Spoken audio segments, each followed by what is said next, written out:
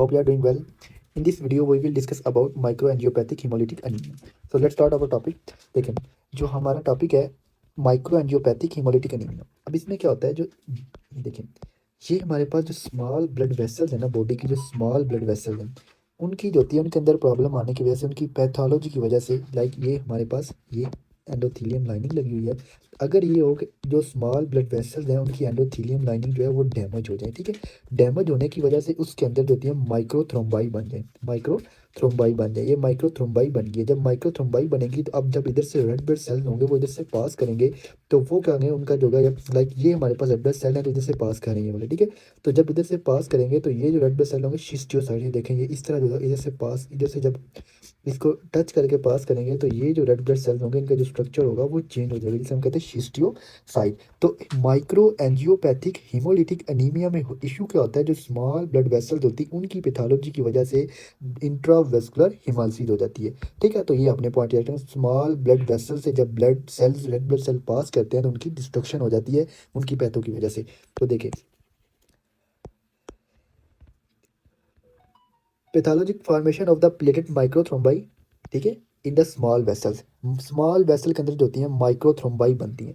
माइक्रोथ्रोम्बाई जो होती हैं प्लेटलेट जो होते हैं, ये देखें ये स्मॉल ब्लड वेसल्स हैं, ठीक है। इसके अंदर ये इसकी एंडोथेलियम लाइनिंग है, तो ये जब डैमेज होती है यहाँ पे वोन विलबेन फैक्टर लगता है, प्लेटेट आगे स्टक होते हैं। जब प्लेटेट आगे स्टक होंगे, ये देखें ये एडिशन होगी, पहले एग्रीगेशन होगी तो इधर थ्रोम्बाई फॉर्मेशन हो जाएगी, ठीक है। मे भी इधर साथ जो होती है वो फाइव जो होती है बाकी जो कोगुलेशन जो होते हैं किसी के दोबारा वो भी साथ आके अटैच हो जाए, ठीक है। तो देखें, सॉरी एक मिनट दोबारा देखें इसको। देखें ये जो है स्मॉल ब्लड वेसल है, ठीक है। अब इसकी ये एंडोथेलियम लाइनिंग है, जब ये डैमेज होगी तो यहाँ पे जो होंगे प्लेटेट आके स्टक करेंगे। जब प्लेटेट आके स्टक करेंगे तो पहले एडिशन होती है, फिर एग्रीगेशन होगी, तो ये थ्रोम्बस फॉर्मेशन हो गया, ठीक है। थ्रोम्बो फॉर्मेशन हो गया।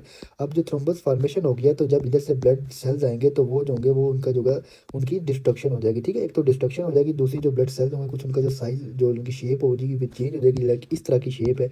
तो जब इधर से कोई लाइक इधर से कोई ऑब्स्ट्रक्शन है तो इधर से जब पास करेंगे तो वो इसको जो होगा वो इसे इनकी जो शेप होगी वो इस तरह की हो जाएगी, देखिए ये वाली। इसे हम कहते हैं हेलमेट शेप या इनको हम कहते हैं शिस्टियोसाइट। तो ये अपने पॉइंट याद रखना, ठीक है। प्लेटलेट देखिए थ्रोम्बाई फॉर्मेशन हुई तो उसकी वजह से प्लेटलेट जो होते हैं वो कंज्यूम हो गए। ये थी इसके अंदर जो होंगे वो प्लेटेट जो होते हैं वो सारे आके स्टक होना शुरू हो गए, स्टक होना शुरू हो गए, ठीक है। स्टक होना शुरू हो गए, जब स्टक होंगे प्लेटेट तो प्लेटेट ब्लड के अंदर कम हो जाएंगे। तो जब भी प्लेटेट कम होते हैं तो हम कहते हैं थ्रोम्बोसाइटोपिनिया होगा, ठीक है। प्लेटेट कंज्यूम होंगे, फॉर्मेशन ऑफ माइक्रोथ्रोम्बाई, माइक्रोथ्रोम्बाई जो बनी उसके अंदर उसके जो होते हैं वो यूज़ हो गए उसमें, ठीक है।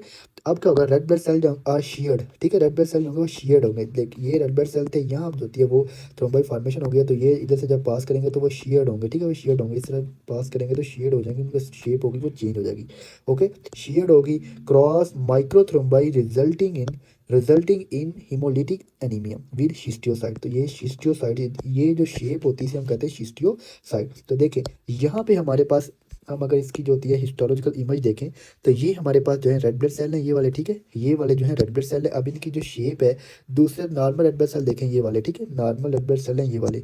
अब ये जो कुछ रेड ब्लड सेल है इनकी जो शेप है वो चेंज हो गई, इसे हम हेलमेट शेप भी कहते हैं या शिस्टियोसाइट भी कहते हैं। तो ये क्यों होते हैं, जब भी माइक्रोथ्रोम्बाई बनती है उसकी वजह से जो उधर से शेयर्ड होती है तो उनका शेप चेंज हो जाती है, जिसे हम कहते हैं शिस्टियोसाइट।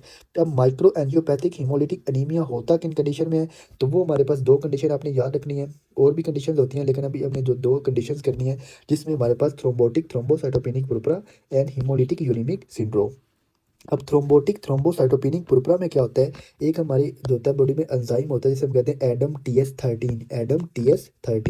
एस थर्टीन का फंक्शन क्या होता है कि ये देखें ये है ब्लड वेसल, ठीक है। ब्लड वेसल के अंदर क्या होता है हमारे पास, ये जो एंडोथीलियम रिलीज करती है वोन विलब्रेंट फैक्टर। अब ये जो विलब्रेंट फैक्टर है यहाँ पे ये एंजाइम आके एक्ट करता है, ठीक है। ये एंजाइम इसके ऊपर एक्ट करेगा तो इसको जो होगा मोनोमर के अंदर, ये मल्टीमर होता है, इसको मोनोमर के अंदर तोड़ देता है, ये एडम टी एस थर्टीन, ठीक है। अब जो थ्रोम्बोटिक थ्रोम्बोसाइटोपेनिक पुरपुरा के अंदर क्या होता है कि ये जो एंडम की इस एंजाइम की डेफिशिएंसी होगी, जब एंजाइम की डेफिशिएंसी होगी तो ये वोन विलबेन फैक्टर जो मल्टीमर की फॉर्म में है ये मोनोमर में नहीं जाएगा। जब ये मोनोमर में नहीं जाएगा तो ये जो वोन विलबेन फैक्टर है ये एक्टिव रहेंगे तो ये यहाँ के जहाँ भी एंडोथीलियम को थोड़ी सी डैमेज होगी, क्योंकि ब्लड के अंदर डैमेज होती रहती है, तो ये आएंगे उधर आके अटैच होंगे, ठीक है। अटैच होंगे जो स्मॉल ब्लड वेसल होंगे उनके ऊपर आके अटैच होंगे और प्लेटेट होंगे इनके साथ अटैच करेंगे GP1B के थ्रू, ठीक है, GP1B एंजाइम के थ्रू। वो अटैच होंगे, प्लेटेट आके अटैच होते रहेंगे, तो ये क्या बन जाएगा, ये थ्रोम्बाई फॉर्मेशन हो जाएगी, थ्रोम्बस फॉर्मेशन हो जाएगी, ठीक है। थ्रोम्बस फॉर्मेशन हो जाएगी। जब थ्रोम्बस फॉर्मेशन होगी, अब इधर से जब भी ब्लड सेल गुजरेंगे, तो ब्लड सेल जब इधर से पास करेंगे तो वो शिस्टियोसाइट हो जाएंगे और इनकी डिस्ट्रक्शन हो जाएगी, ठीक है। तो ये अपने पार्ट याद रखना कि जब उनकी डिस्ट्रक्शन हो जाएगी तो उसको कहा जाएगा ब्लड सेल का काउंट कम हो जाएगा, उसको अनीमिया हो जाएगा। और जो होंगे प्लेटेट होंगे वो भी यूज़ हो गए हैं, तो जब प्लेटेट यूज़ हो जाएंगे तो फिर क्या होगा, फिर उसको जो होंगे वो क्या हो जाएगा, थ्रोम्बोसाइटोपिनिया हो जाएगा। तो थ्रोम्बोटिक थ्रोम्बोसाइटोपिनिया में प्रॉब्लम क्या होती है, एडम TS13, हमारे पास जो एंजाइम होता है एडम TS13 होता है, उसकी डेफिशिएंसी हो जाती है, ठीक है, वो कम हो जाता है। नॉर्मली ये करता क्या है, क्लीव करता है वोन विलबेंट फैक्टर जो मल्टीमर होते हैं उनको मोनोमर के अंदर तोड़ता है into smaller monomer for eventual degradation. तो फिर उसके बाद क्या हो जाती है, डिग्रेडेशन हो जाती है। अब देखें, जो लार्ज अनक्लीव मल्टीमर होंगे ना हमारे पास, जो इसके वोन विल्बन फैक्टर के, वो अब नॉर्मल प्लेटेट की एडिशन करवा देंगे ब्लड वेसल के अंदर। ये जो होंगे प्लेटेट की एडिशन करवा देंगे, इधर प्लेटेट की एडिशन होगी, जब प्लेटेट आके एडिशन हो जाएगी, किन की वजह से हो रही है, ये जो होंगे इनको जो हमारे पास वोन विल्बन फैक्टर की वजह से जब इनकी एडिशन हो जाएगी, तो अब क्या होगा, अब इधर से रेड ब्लड सेल जब भी पास करेंगे उनकी डिस्ट्रक्शन हो जाएगी, ठीक है, तो उनको डिस्ट्रक्शन हो जाएगी। ओके, तो ये अपने पॉइंट याद रखना है। तो इनकी डिस्ट्रक्शन कहाँ पे हो रही है, ब्लड वेसल के अंदर। तो हम कहेंगे जो अनीमिया होता है वो कौन सा होता है, वो हमारे पास इंट्रावेस्कुलर, हमारे पास जो होता है वो रेड ब्लड सेल की डिस्ट्रक्शन हो रही है, जिसकी वजह से हमें अनीमिया होता है। Decrease ADAM TS13 is usually due to acquired. तो ये होता क्या है, इसकी रीज़न क्या होती है, जो एडम TS13 जो होती है ये कम होता है। जो एडम TS13 है, फॉर एग्जांपल ये हमारे पास एडम TS13 है, तो इसके अगेंस्ट जो होती है वो एंटीबॉडीज़ बन जाती है। हमारी जो बॉडी का इम्यून सिस्टम है वो जो होता है वो एक्टिवेट होता है और एंटीबॉडीज़ प्रोड्यूस करता है अगेंस्ट एडम TS13। तो जब इसके अगेंस्ट एंटीबॉडीज़ बनेगी तो ये जो होंगे ये डिस्ट्रॉय हो जाएंगे, इसकी क्या हो जाएगी, डिस्ट्रक्शन। जब डिस्ट्रक्शन हो जाएगी तो ब्लड के अंदर एडम TS13 का लेवल कम हो जाएगा। जब इसका लेवल कम होगा तो वो विल ब्रांड जो फैक्टर्स होंगे वो कम नहीं होंगे, ठीक है, वो उनका लेवल कम, वो मल्टीमर से मोनोमर में नहीं जाएंगे, तो ये जो होंगे ये ज़्यादा होंगे, ये एक्टिव रहेंगे और ये क्या करेंगे, ये थ्रोम्बाइक फॉर्मेशन करवा देंगे। ओके, और ये मोस्ट कॉमन होता है अडल्ट जो फीमेल होती है ना उनके अंदर मोस्ट कॉमन होता है हमारे पास ये जो काज है, ठीक है, ह्यूमन। ओके, अब नेक्स्ट देखें, हीमोलिटिक यूरेमिक सिंड्रोम क्या होता है। हीमोलिटिक यूरेमिक सिंड्रोम कहता है ये मोस्ट कॉमनली बच्चों में होता है, जो चाइल्ड होते हैं। ये देखें, ये हमारे पास है GIT, ठीक है, तो उनको होता क्या है कि इन्फेक्शन होता है हमारे पास ई कोलाई का, किसका, ई कोलाई, ई कोलाई का इन्फेक्शन होता है, ठीक है, ई कोलाई का इन्फेक्शन होता है। अब ई कोलाई क्या करवाते हैं, ये जो हमारे पास ई कोलाई होते हैं इनकी स्ट्रेन कौन सी होती है, हीमोरेजिक ई, जो कुलाई होते हैं हीमोरेजिक ई कुलाई होते हैं, ठीक है, हीमोरेजिक ई कुलाई होते हैं। तो ये आपने पॉइंट याद रखना है, इनकी जो स्ट्रेन होती है वो हीमोरेजिक ई कुलाई होते हैं। और इनकी कौन सी स्ट्रेन होती है, हमारे पास जो होती है वो 157H7। तो ये आपने याद रखना, ये MCQs है कि जो हीमोरेजिक ई कुलाई होते हैं उनकी कौन सी स्ट्रेन होती है जो हीमोलिटिक यूरेमिक सिंड्रोम करवाती है, तो वो हमारे पास O157H7, ठीक है, O157H7। तो ये आपने याद रखना, ये MCQs है। ओके, अब ये जो होती हैं, ये क्या करते हैं, ये ई कोलाई होते हैं, टॉक्सिन रिलीज करते हैं, और ये जो होती हैं पहले तो इधर डैमेज करती हैं जो हमारे पास इधर इंटीरियर लाइक एपिथेलियम होती है, ठीक है, GIT की। इसको डैमेज करेंगे, जब इसको डैमेज करेंगे तो फिर क्या होगा, जब इसको डैमेज करेंगे तो उनको जो होगा डायरिया होगा। कौन सा डायरिया होगा बच्चों को, ब्लडी डायरिया, ब्लडी डायरिया, ठीक है। एक तो ये होगा ब्लडी डायरिया होगा, sorry, bloody diarrhoea. Okay, bloody diarrhoea होगा। और ये जो हमारे पास ई कोलाई जो टॉक्सिन रिलीज करेंगे, जिसे हम कहते हैं शीगो लाइक टॉक्सिन, शीगो लाइक टॉक्सिन। अब ये जो शीगा लाइक टॉक्सिन होगी, ये क्या करेगी, ये देखें यहाँ से शीगा लाइक टॉक्सिन आई हमारे पास, शीगा लाइक टॉक्सिन। ये जो शीगा लाइक टॉक्सिन होती है ये हमारे पास फॉर एग्जांपल,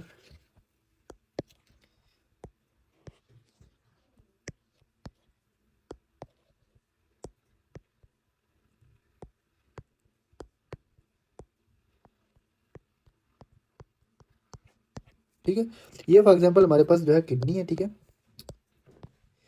अब इसमें होता क्या है कि जो किडनी की स्मॉल ब्लड वेसल्स होती हैं, ये जो शीगल एक टॉक्सिन होती है, प्रीडोमिनेंटली जो हमारे पास जो किडनी के अंदर स्मॉल वेसल्स होंगी इनमें जाएंगी और इनकी जो एंडोथीलियम होगी उसको करवा देंगी डैमेज।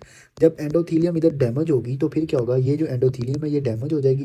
जब एंडोथीलियम डैमेज होगी तो फिर क्या होंगे, जब भी एंडोथीलियम डैमेज होती है तो वो विल्बेन फैक्टर के थ्रू प्लेटेड होंगे आके स्टक करेंगे, उनकी एडिशन हो जाएगी, एग्रीगेशन होगी। जब प्लेटेड आके स्टक करेंगे तो माइक्रोथ्रोम्बाई बनेगी, बहुत ज़्यादा माइक्रोथ्रोम्बाई बन जाएगी स्मॉल वेसल के अंदर। स्मॉल वेसल के अंदर एंडोथेलियम डैमेज हो रही है, माइक्रोथ्रोम्बाई बनेगी, ब्लड वेसल भी डैमेज हो रही है। तो यहाँ से जब रेड ब्लड सेल्स आएंगे तो ये जो होंगे इनका जब शेप चेंज हो जाएगी, इनकी डिस्ट्रक्शन होगी और क्या होगा, और इनके अंदर क्या हो जाएगा, जो होगा ये हमारे पास हेलमेट शेप हो जाएंगे जिसे हम कहते हैं शिस्टियोसाइट। और यहाँ से ब्लड वेसल रप्चर हो रही है, जब ब्लड वेसल रप्चर हो रही होंगी तो उसको क्या हो जाएगा, उसको जो होगा वो किडनी प्रॉब्लम आएगी, लाइक उसको जो होगा वो यूरिन के अंदर ब्लड आएगा जिसे हम कहते हैं हीमाचूरिया। हिमाचूरिया होगा उसको, हिमाचूरिया होगा। ठीक है, माइक्रो थ्रोम्बाई होगी उसको, जो होगी थ्रोम्बाई फॉर्मेशन होगी इन अ स्मॉल ब्लड वेसल्स। ठीक है, और हिमाचूरिया होगा। हिस्ट्री होगी ब्लडी डायरिया की, चाइल्ड होगा ब्लडी डायरिया की हिस्ट्री होगी और हिमाचूरिया होगा। ठीक है, और उसको साथ फीवर भी होगा क्योंकि ये बैक्टीरियल इन्फेक्शन है तो फीवर हो रहा है। ओके, तो फीवर होगा और उसको साथ अनीमिया भी होगा। तो देख लें हमारे पास कौन सी प्रॉब्लम आती है, ब्लडी डायरिया की हिस्ट्री होती है। फिर उसके बाद क्या होता है, haemolytic uraemic syndrome. Haemolytic uraemic syndrome के अंदर क्या होता है, तो उसको होता है अनीमिया होता है। अनीमिया कौन सा होता है, उसको माइक्रो जो होती है हमारे पास इंट्रावेस्कुलर होती है, हिमालसिस होती है, जिसकी वजह से उसको एनीमिया हो रहा है। एनीमिया होता है, फीवर होता है, किडनी डैमेज होने की वजह से उसको जो होता है वो हीमाचूरिया होता है। ठीक है, तो ये उसके सिम्टम्स आ रहे होते हैं। और कौन सी स्ट्रेन होती है जो हमारे पास जो ये काज करवा रही होती है, हीमोलिटिक यूरेमिक सिंड्रोम करवाती है, वो हमारे पास O1557H7 इकोलाई की। ठीक है, तो ये आपने पॉइंट याद रखने। Haemolytic uric syndrome due to endothelium damage होती है बाय ड्रग और इन्फेक्शन। तो आपने याद रखना है इन्फेक्शन से। ठीक है, और ये कौन सा इन्फेक्शन होता है, हमारे पास ई कुलाई होता है बच्चों के अंदर, ई कुलाई। ठीक है, इसकी स्ट्रेन होती है O157157H7। ये करवाती है डिसेंट्री, ब्लडी डायरिया करवाएगी which result from exposure to under cooked beef. जो इन अंडर कुक्ड बीफ होगा ना, ठीक है, मीट वगैरह होगा, जो अगर बच्चे वो खा लेंगे तो उसके अंदर ई कुलाई होगा, वो क्या करवाएगा, इन्फेक्शन करवा देगा। इन्फेक्शन करवाएगा, पहले जीआईटी का करवाएगा। जब जीआईटी का इन्फेक्शन होगा तो उनको ब्लडी डायरिया होगा, अब्डोमिनल पेन होगी, ब्लडी डायरिया होगा। ठीक है, उनको वॉमिटिंग हो सकती है। अब उसके बाद क्या होगा, ये जो होंगे इसके जो टॉक्सिन होंगे, वीरोटॉक्सिन कहते हैं, ये डैमेज ये चले जाएंगे ब्लड के अंदर। जब ब्लड में जाएंगे तो जो स्मॉल ब्लड वेसल्स हैं उनकी एंडोथीलियम को डैमेज करवा देंगे। ठीक है, एंडोथीलियम को डैमेज करवा देंगे। ये स्मॉल ब्लड वेसल है, इनकी जो एंडोथीलियम है इसको डैमेज करवाएंगे, ये वाली एंडोथीलियम इनको डैमेज करवाएंगे, जिससे क्या होगा, प्लेटलेट की माइक्रोथ्रोम्बाई फॉर्मेशन हो जाएगी। ठीक है, ये एंडोथीलियम डैमेज करवा रहे हैं। जब एंडोथीलियम डैमेज हो जाएगी तो ये जो होंगी इधर जो प्लेटेड आगे स्टक करेंगे तो माइक्रोथ्रोम्बाई फॉर्मेशन होगी, माइक्रोथ्रोम्बाई फॉर्मेशन हो जाएगी। ठीक है, माइक्रोथ्रोम्बाई फॉर्मेशन हो जाएगी। जब माइक्रोथ्रोम्बाई फॉर्मेशन होगी तो जो भी रेड ब्लड सेल इधर से पास करेंगे उनकी डिस्ट्रक्शन होगी, उनकी शेप चेंज होगी, जैसे हम कहते हैं शिस्टियोसाइट। ओके, अब प्लेटेड माइक्रोथ्रोम्बाई होंगी तो प्लेटेड आगे यूज़ हो गए हैं उनकी, जो कि वो भी यूज़ हो गए हैं प्लेटेड, जिसकी वजह से क्या होगा, थ्रोम्बोसाइटोपिनिया भी हो जाएगा, थ्रोम्बोसाइटोपिनिया भी हो जाएगा। अब क्लिनिकल फीचर क्या होते हैं, तो क्लिनिकल फीचर जो है ये आपने जो है इसमें इसको आपने दोनों डिजीज़ जो होती हैं हमारे पास, एक तो हमारे पास होगी हीमोलिटिक यूरेमिक सिंड्रोम। दोनों के सिम्टम जो होते हैं वो ऑलमोस्ट सेम होते हैं, थोड़ा सा इनके अंदर वो डिफरेंस होता है, तो वो हम देखते हैं। ठीक है, देखें हमारे पास इन दोनों को डिफ्रेंशिएट करने के लिए ये टेबल है। देखें, ये है हमारे पास, ये वाली जो है हीमोलिटिक यूरेमिक सिंड्रोम और थ्रोम्बोटिक थ्रोम्बोसाइटोपेनिक पुरपुरा।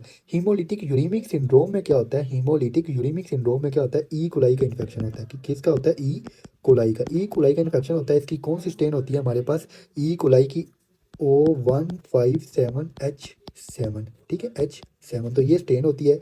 अब इसमें सिम्टम क्या होते हैं, इसको हिस्ट्री होती है, बच्चा होता है, ठीक है, एक चिल्ड्रन होता है, उसको हिस्ट्री होती है डिसेंट्री की, ठीक है, या ब्लडी डायरिया की। ब्लडी डायरिया ब्लडी डायरिया की हिस्ट्री होगी, अब्डोमिनल पेन होगी। फिर उसके बाद क्या हो जाएगा, उसको हीमोलिटिक यूरेमिक सिंड्रोम। जब भी उसको हीमोलिटिक यूरेमिक सिंड्रोम होगा तो उसमें कौन से सिम्टम्स आएंगे, उसको रेनल फेलियर हो जाएगा। रेनल फेलियर क्यों हो रहा है, कि उसकी जो हमारे पास ये किडनी है, देखिए ये किडनी है उसकी, ठीक है,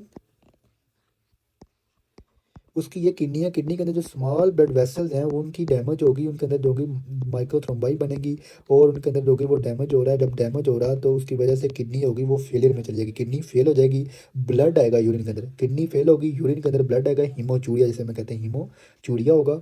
रेनल फेलियर होगी जिसकी वजह से हीमोचूरिया हो रहा है, माइक्रो एंजियोपैथिक हीमोलिटिक अनीमिया, तो उसको अनीमिया होगा। कौन सा अनीमिया होगा? Micro angiopathic, small blood vessel, ये देखें ब्लड वेसल के अंदर स्मॉल जो होगी वो माइक्रो थ्रोम्बाई बनी है। जब थ्रोम्बाई बने तो ब्लड सेल इधर से पास करेंगे तो वो पास सही से नहीं करेंगे, वो टूट जाएंगे, कुछ ब्लड की शेप चेंज हो जाएगी। जब वो शेप चेंज करेंगे, उस शेप को वो किस तरह की शेप बना लेंगे? वो हेलमेट शेप, या उन्हें हम कहते हैं शिस्टियोसाइट, शिस्टियोसाइट कहते हैं। ओके, तो अक्यूट रेनल फेलियर जिसमें इसको साथ हीमाचूरिया हो रहा है, ठीक है, माइक्रो एंजियोपैथिक हीमोलिटिक अनीमिया, और जो इधर से ये ब्लड वेसल के अंदर थ्रोम्बाई फॉर्मेशन हुई है, प्लेटलेट आके स्टक हुए हैं, जिसकी वजह से क्या हो जाएगा? उसको थ्रोम्बोसाइटोपिनिया हो जाएगा, थ्रोम्बोसाइटोपिनिया हो जाएगा, क्या हो जाएगा? थ्रोम्बोसाइटोपिनिया, प्लेटलेट का लेवल कम हो जाएगा। तो उसको ट्राइएड होता है, acute renal failure, micro angiopathic haemolytic anaemia, thrombocytopenia, plus आपने लिखना है उसको फीवर भी हो सकता है, ठीक है, फीवर। ओके, तो ये उसको सिम्टम्स आ रहे होते हैं हीमोलिटिक, इसे कहते हैं हीमोलिटिक यूनीमिक सिंड्रोम, और ये किस में होता है? बच्चों के अंदर होता है, ठीक है, मोस्ट कॉमनली बच्चों में होता है। एसोसिएट किसके साथ है? ई कोलाई के साथ। अब जो थ्रोम्बोटिक थ्रोम्बोसाइटोपिनिक पुरपुरा है, ठीक है, थ्रोम्बोटिक थ्रोम्बोसाइटोपिनिक पुरपुरा, इसमें क्या होता है? इसके अंदर जो होती है ना, ये हमने कहा था एडम टीएस जो होती है, एंजाइम जो होती है, उसकी डेफिशिएंसी होती है। जब उसकी डेफिशिएंसी होगी तो हमारे पास वोन विलबेंड जो फैक्टर होता है वो मल्टीमर से मोनोमर के अंदर नहीं टूटता। जब वो टूटेगा नहीं तो इनएक्टिव फॉर्म में नहीं आएगा, उसकी डिस्ट्रक्शन ही होगी। तो ये क्या करवाएगा? जो स्मॉल ब्लड वेसल होंगे उनके अंदर माइक्रोथ्रोम्बाई फॉर्मेशन करवा देगा। और ये जो होता है ब्रेन की जो वेसल होती है उनके अंदर भी माइक्रोथ्रोम्बाई करवाता है, जिसकी वजह से क्या आती है? उसको न्यूरोलॉजिकल सिम्टम्स आते हैं। तो ये भी आपने पॉइंट याद रखना है, उनको न्यूरोलॉजिकल सिम्टम्स आएंगे। ओके, तीन सिम्टम आपने वही याद रखना है, जिसमें रेनल फेलियर होगा, किडनी को अफेक्ट करेगा तो रेनल फेलियर होगा, उसको हीमाचूरिया होगा, प्लस ब्रेन के सिम्टम आएंगे क्योंकि ब्रेन की जो स्मॉल ब्लड वेसल होंगी उनके अंदर जो होंगी माइक्रोथ्रोम्बाई बनेगी, तो उसको न्यूरोलॉजिकल मैनिफेस्टेशन होगी, प्लस उसको फीवर हो रहा है, उसको फीवर हो रहा है, ब्रेन के सिम्टम्स आ रहे हैं। और उसके अलावा उसको क्या होता है? उसके अलावा जो तीन ये वाले सिम्टम्स है उसको रेनल फेलियर, रेनल फेलियर होगा, अनीमिया होगा, कौन सा? माइक्रो एंजियोपैथिक हीमोलिटिक अनीमिया, ठीक है, अनीमिया होगा, प्लस उसको जो होगा थ्रोम्बोसाइटोपिनिया, प्लेटलेट यूज हो गए हैं तो प्लेटलेट का लेवल कम हो जाएगा, थ्रोम्बोसाइटोपिनिया। तो ये आपने पॉइंट याद रखने हैं। ये जो टेबल है ये आपने याद रखना है। इसके अंदर क्या होती है हमारे पास? जो पुरपुरा होता है थ्रोम्बोटिक थ्रोम्बोसाइटोपिनिक पुरपुरा के अंदर पेंटेड आते हैं, ठीक है, 5 सिम्टम आपने याद रखने हैं।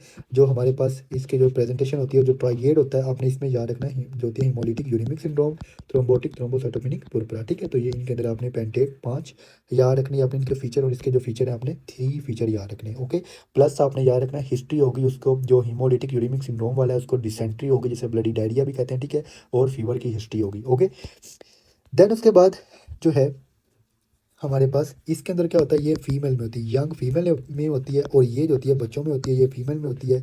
और इसके अलावा इसके अंदर एडम TS13 जो होता है उसकी जो होती है डेफिशिएंसी होती है, और इसके अंदर होती है ई कोलाई के साथ एसोसिएशन होती है, ठीक है। तो ये अपने पॉइंट याद रखना। ये कोई डिजीज़ है हिनोशोलिन पुरपुरा।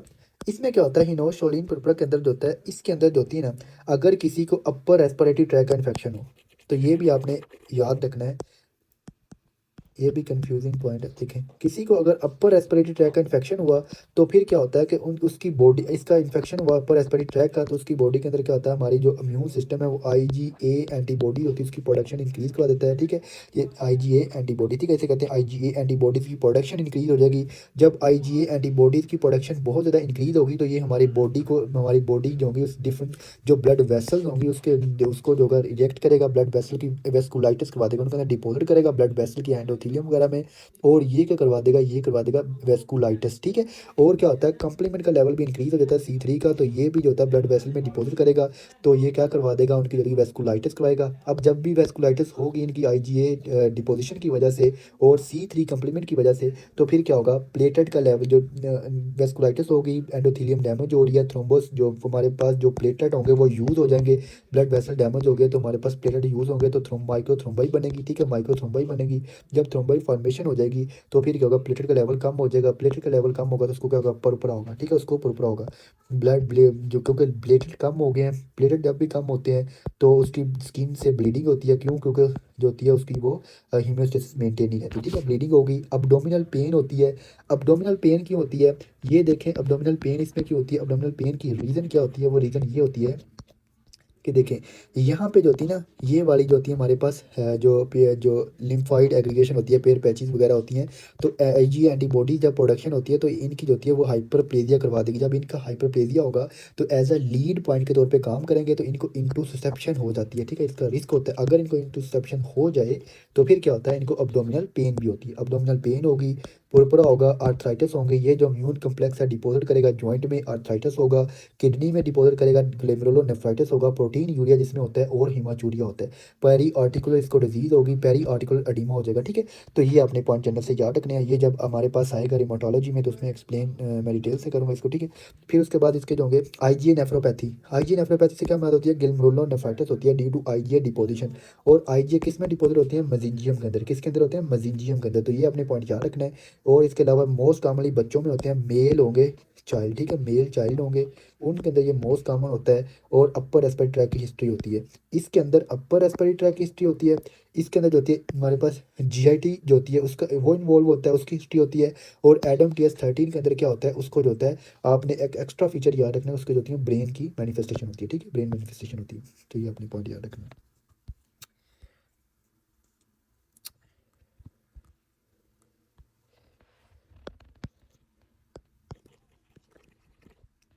तो देख लें इधर, इधर कॉमन सिम्टम लिखे हुए हैं, स्किन एंड म्यूकोजल ब्लीडिंग होगी, जब भी प्लेटेट का लेवल कम हो जाएगा तो स्किन और म्यूकोजा से ब्लीड होगा, तो ये भी आपने एक्स्ट्रा एक फीचर याद रखना है। Micro angiopathic haemolytic anaemia, fever, renal insufficiency होगी, और ये मोर कॉमन होती है हिमोलिटिक यूरेमिक सिंड्रोम के अंदर, ठीक है। Thrombi involve vessel of the kidney and CNS abnormality आएगी, थ्रोम्बोटिक थ्रोम्बोसाइटोपेनिक पुरपुरा।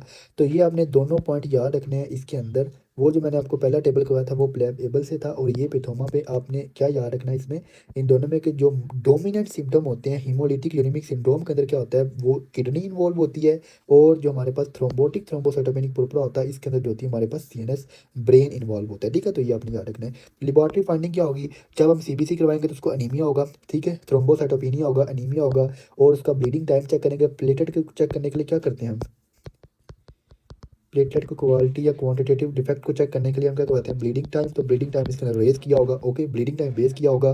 पीटी और पीटीटी नॉर्मल होगा, क्योंकि इसके अंदर कोआगुलेशन जो फैक्टर्स हैं वो उनकी कोई भी अबनॉर्मलिटी नहीं है, तो प्लेट पीटी और पीटीटी नॉर्मल होगा, ओके। फिर उसके बाद हमारे पास अनीमिया विद शिस्टियोसाइट, जब पेरिफेरल स्मीयर करवाएंगे तो हमें जो हेलमेट शेप शिस्टियोसाइट जो होंगे रेड ब्लड सेल मिलेंगे। और इसके बाद मेगा कैरियोसाइट और बोन मैरो बायोप्सी करेंगे, तो जब मेगा कैरियोसाइट जब भी प्लेटेट जो होंगी उनकी डिस्ट्रक्शन होगी, तो बोन मैरो जो होगी हमारे पास जो प्लेटेट है उनकी प्रोडक्शन ज़्यादा करेगी, तो इमेच्योर जो हमारे पास प्लेटेट होंगे जिसे हम मेगा कैरियोसाइट कहते हैं, तो बेसिकली ये हमारे पास मेगा कैरियोसाइट है, तो इधर से इनके जो फ्रेगमेंट होते हैं ये जब टूटते हैं तो ये प्लेटेट बनते हैं, ठीक है। तो ये हमारे पास जो लार्ज सेल होंगे ये हमारे पास बोन मैरो के अंदर ज़्यादा होंगे, तो ये अपने पॉइंट याद रखना है। ट्रीटमेंट क्या होती है, प्लाज्मा फ्रेसेस करवाते हैं, जो एंटीबॉडीज़ बनी होती हैं, ठीक है। मोस्टली थ्रोम्बोटिक थ्रोम्बोसाइटोपेनिक पुरपुरा के अंदर क्या करते हैं, जो एंटीबॉडीज़ बनी होती हैं उनको रिमूव करवाते हैं। प्लाज्मा फ्रेसेस में क्या होता है, हम एंटीबॉडीज़ को रिमूव करवा देते हैं, ठीक है, प्रोटीन को रिमूव करवाते हैं। और ट्रीटमेंट क्या करते हैं, हम कॉर्टिकोस्टेरॉइड देते हैं ताकि जो होती है एंटीबॉडीज़ की प्रोडक्शन कम हो जाए, ठीक है। तो ये हमारे पास होता है। और जो इसके अंदर इक्वलाई में क्या होता है, हमने हमने जो होता है एंटीबायोटिक देनी होती है।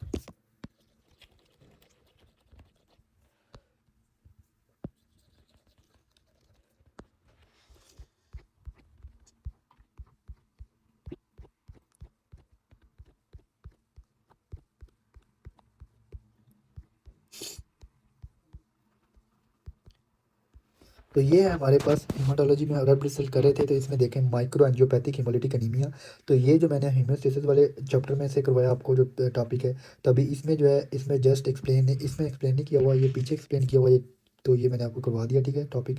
अब इसमें जो जस्ट नेम लिखे हुए हैं जिसमें थ्रोम्बोटिक थ्रोम्बोसाइटोपेनिया में हिमोलिटिक अनीमिया होता है, and micro angiopathic, okay, haemolytic uraemic syndrome में, डीआईसी में, डिसैमिनेटेड इंट्रावेस्कुलर कोगुलेशन में क्या होता है कि ये हमारे पास जो होती हैं जो कोगुलेशन फैक्टर होते हैं अब नॉर्मली एक्टिवेट हो जाते हैं, और जो स्मॉल ब्लड वेसल्स होती हैं उनके अंदर क्या होती है, थ्रोम्बाई फॉर्मेशन होती है। जब थ्रोम्बाई फॉर्मेशन होगी तो फिर क्या होगा, फिर उसके बाद प्लेटेट वगैरह यूज़ हो जाएंगे। हमारे पास पीटी भी रेज किया होगा, पीटीटी भी रेज किया होगा, ब्लीडिंग टाइम भी इंक्रीज़ किया होगा, कि इसके अंदर कोगुलेशन फैक्टर भी यूज़ हो रहे हैं, प्लेटेट भी यूज़ हो रहे हैं, ठीक है। तो ये सारा कुछ रेज किया होता है, ओके। तो और जब रेज करता है ब्लड जो सेल गुजरते हैं तो उनका हेलमेट शेप होते हैं, शिस्टोसाइट होते हैं, उनकी डिस्ट्रक्शन हो जाती है, तो इसके अंदर कहा जाता है हिमोलिटिक अनीमिया। और क्या होता है, हेल्प सिंड्रोम होती है, जो गेस्टेशनल हाइपरटेंशन होता है जिसके अंदर गेस्टेशनल हाइपरटेंशन, गेस्टेशनल हाइपरटेंशन वाले को क्या हो जाता है, हेल्प सिंड्रोम।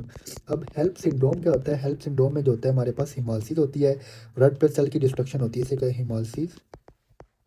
हिमालसिस होती है, एलिवेटेड लीवर डिफेक्ट होता है, ठीक है, लीवर डैमेज हो जाता है, एलिवेटेड लीवर एंजाइम। और क्या होता है हमारे पास, लो प्लेटलेट थ्रोम्बोसाइटोपेनिया, ठीक है। तो ये होता है हेल्प सिंड्रोम में। तो जब इसके अंदर हिमालसिस हो रही है, उसके अंदर एलिवेटेड लीवर एंजाइम होगा, थ्रोम्बोसाइटोपेनिया होगा, तो फिर क्या हो जाएगा कि हमें जो होता है इसकी रीज़न क्या होती है, ये इसकी रीज़न इसमें जो होता है रेड ब्लड सेल की डिस्ट्रक्शन हो जाती है, ठीक है। तो ये भी अपने पॉइंट याद रखना है। ये हम जब गायनी के लेक्चर आएंगे तो उसमें हम देखेंगे इसको। और इसके अलावा क्या होती है, माइक्रो एंजियोपैथिक हिमोलिटिक एनीमिया किन कंडीशन में होता है, प्रोस्थेटिक जिनमें वाल यूज़ करते हैं, तो जब वो वाल से रेड ब्लड सेल पास करते हैं तो उनकी डिस्ट्रक्शन हो जाती है, ठीक है। उसके अलावा एओर्टिक स्टेनोसिस में जब नैरो एओर्टिक जो वाल होता है उधर से पास करेंगे तो रेड ब्लड सेल होंगे, उनकी डिस्ट्रक्शन हो जाएगी। तो ये भी आपने याद रखना है। Present when microthrombi produce histiocyte and blood smear, तो जब हम ब्लड स्मीयर करवाते हैं तो इसके अंदर क्या होती है, हमारे पास हिस्टोसाइट मिलते हैं, हेलमेट शेप में जो रेड ब्लड सेल मिलते हैं, ये वाले, ठीक है।